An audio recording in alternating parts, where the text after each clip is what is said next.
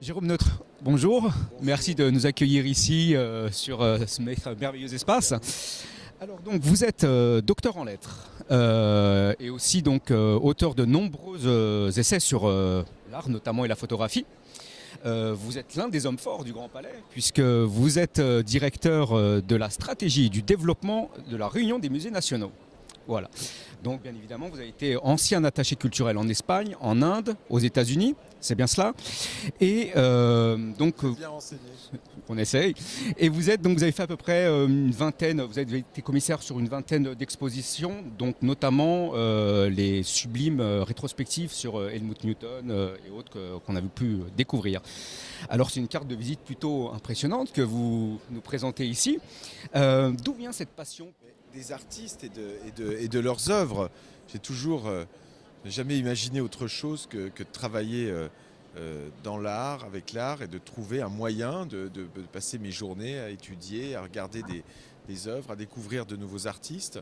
Ensuite, c'est vrai que la photographie a été assez vite une passion, d'abord parce que dans les premières expositions que j'ai faites, j'ai travaillé avec des photographes, certains moins connus, puis ensuite avec des photographes beaucoup plus célèbres et des photographes aussi. J'ai eu la chance de travailler pendant 2 ans sur l'œuvre de Robert Mapplethorpe, complètement dans les archives, de voir chaque photo, chaque archive pour la rétrospective au Grand Palais, puis ensuite en Finlande que nous avons faite.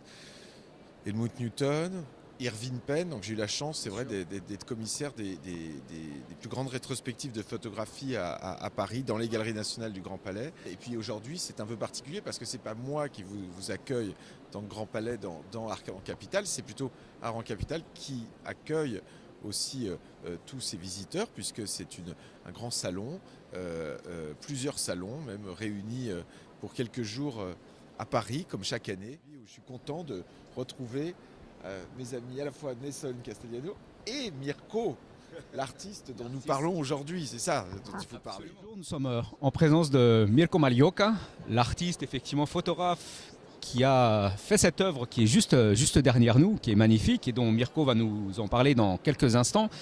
Mirko, pour vous présenter, donc, est un photographe de scène qui a travaillé dans les opéras un peu partout dans le monde, hein, c'est bien cela Mirko. Voilà. Alors justement, quelle technique? Explique-nous un petit peu tes prises de vue, comment elles sont travaillées. Est-ce que tu fais vraiment très attention au moment de la lumière? Alors, il y a quelque chose d'assez simple. Bon, une fois que je commence une production, parce qu'en effet je suis photographe de scène, donc on appelle aussi photographe de production, donc on intègre une équipe de techniciens, chanteurs d'opéra ou ballet ou toutes sortes de théâtres vivants. Donc déjà, tout ça c'est déjà le travail en soi. On commence déjà à rentrer dans l'histoire du théâtre, de l'opéra, des gens qui nous sont prêt pour dire. Suite à ça, il y a l'histoire de la pièce. Là, dans ce cas, on parle de Figaro, les Noces de Figaro, mise en scène de Giorgio Strehler, une très vieille mise en scène. Donc tout était bien calculé pour la lumière. Même, on dirait, c'est vrai que les gens me disent, on dirait un tableau, mais c'était voulu par le metteur en scène. Et le cadrage, c'est quelque chose qui fait partie du photographe. L'appareil photo ne fait pas le photographe. L'appareil photo, c'est un moyen de rendre la photo de bonne qualité. Mais laissez-vous glisser comme soit un toboggan. Vous vous laissez glisser. Vous commencez, une fois que le rideau se lève, et vous commencez à vivre comme si vous êtes sur scène. Et on l'est, parce que par l'intermédiaire de l'appareil photo, on est sur scène. Justement, quelle est cette idylle? Comment vous pourriez décrire cette idylle entre le Grand Palais et Mirko? Mirko a, comme photographe, couvert et suivi d'innombrables événements ces 10 dernières années, disons, au Grand Palais. Et c'est vrai que Mirko nous est fidèle et nous sommes fidèles à Mirko parce qu'il a ce rare talent de pouvoir à la fois couvrir comme un documentariste un peu un événement, parce qu'il faut archiver aussi tout ce qui se passe, mais également donner une touche toujours esthétique, artistique, tout en respectant cette vitesse du documentaire qui se fait un peu à même l'événement. Donc c'est très rare d'avoir quelqu'un qui est à la fois une sorte de photographe documentariste et en même temps un vrai artiste. Mirko, dans un salon, va prendre comme ça, au détour entre deux allées, une photo où on est avec tel ou tel partenaire ou artiste, et on a l'impression que cette photo a été travaillée en studio, dans une mise en scène. Donc il a une sorte d'ordinateur dans l'œil qui lui permet de s'adapter, de trouver, comme disait Roland Barthes à propos de Mapplethorpe, d'ailleurs, le moment parfait, le bon moment qui est le kairos, comme ça. Et alors là, c'est ce qu'on voit aujourd'hui, et il m'a tenu au courant au fur et à mesure aussi de ses autres travaux. Mais c'est pareil dans le monde du théâtre, du spectacle vivant, c'est une matière fluide, une matière fuyante aussi.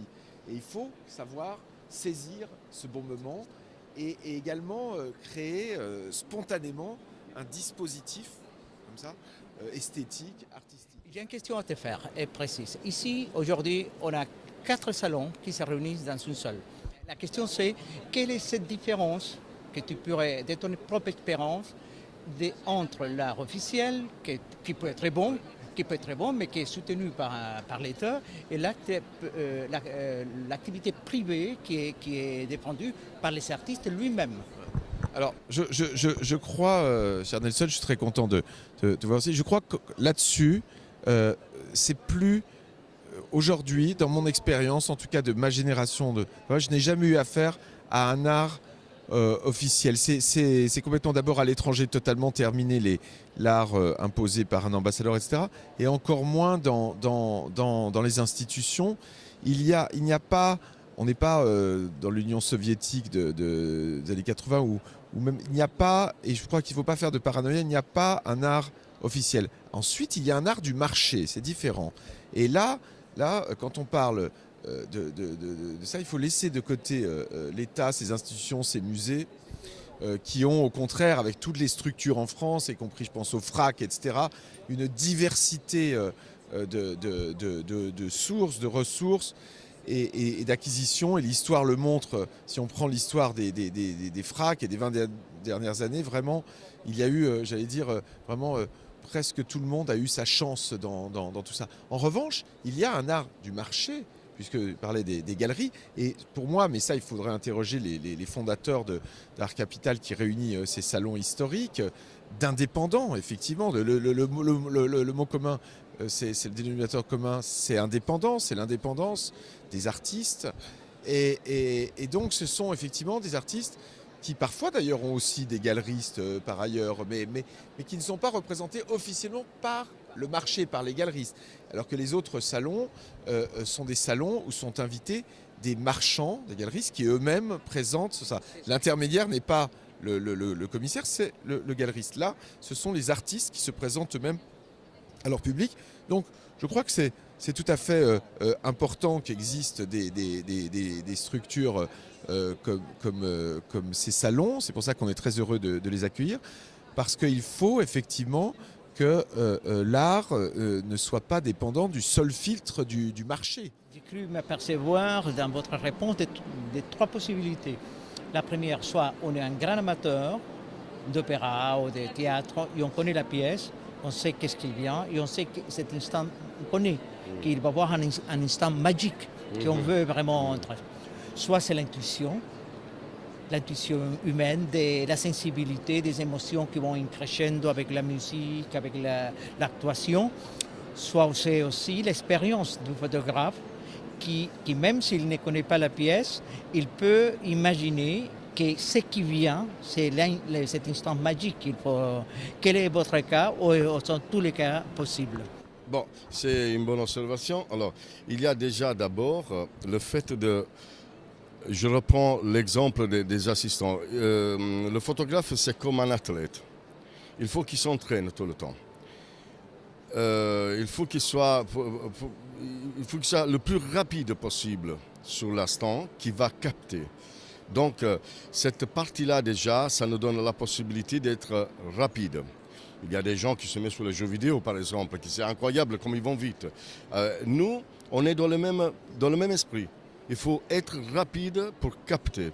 Et pour être rapide, il faut connaître déjà l'appareil photo, comme il marche, la mesure, parce qu'on travaille au manuel. Enfin, en tout cas, moi, je travaille au manuel. Ce n'est pas possible autrement pour moi, parce que je veux une densité, je veux quelque chose comme ça. On a tous des influences. Quelles sont les vôtres? Mais les miennes, c'est simple. Il y a les grands maîtres du théâtre, des mises en scène. Là, on parle de Giorgio Strehler, donc chapeau. Hein. Donc, j'ai eu la chance d'avoir ça devant les yeux. Et j'en profite de ça.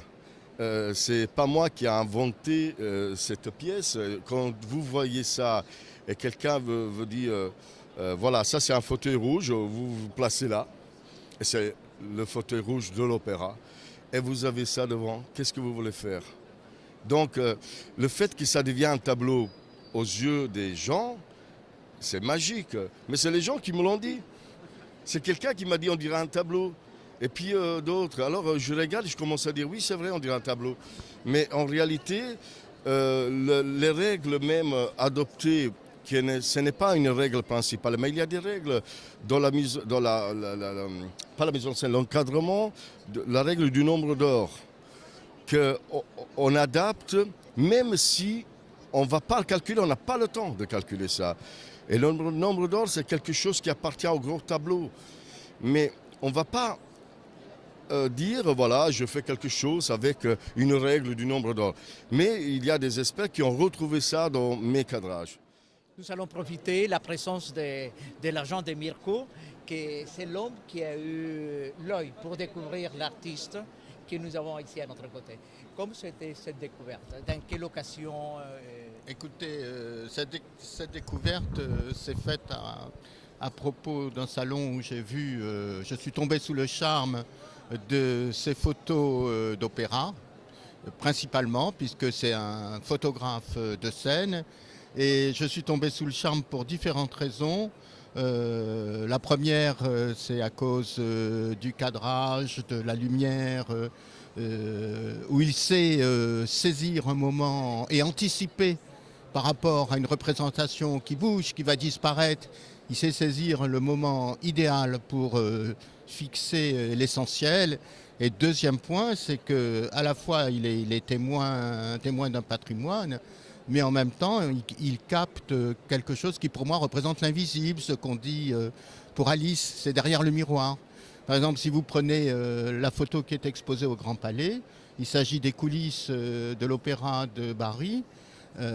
Il a donc pris cette photo à partir des coulisses, donc il montre ce que personne ne voit, et en même temps, il rend compte, je trouve, de l'univers de l'œuvre, de ce lac des Cygnes, et qui pour moi est universel, atemporel, pour employer des grands mots. Voilà. Est-ce que je sens une tendance ces derniers temps, même en voyant les activités du Grand Palais, la création de secteurs spécifiques à la photographie?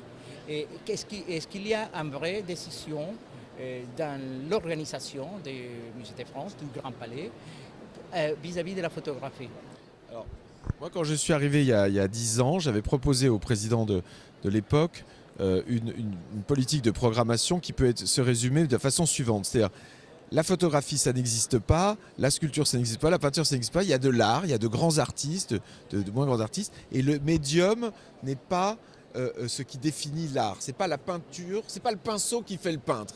Et d'ailleurs, tous les peintres le confirmeront. Et donc, en disant c'est pas le pinceau qui fait la peinture, on s'est ouvert à tous les médiums de la création. Parce qu'au fond, les Galeries nationales, quand elles ont été instaurées par André Malraux dans le Grand Palais en 1966, à l'époque, la définition du terme beaux-arts recouvrait 3 médiums de création: sculpture, peinture et art religieux. Et c'est pour ça que pendant des années, il y a eu ça.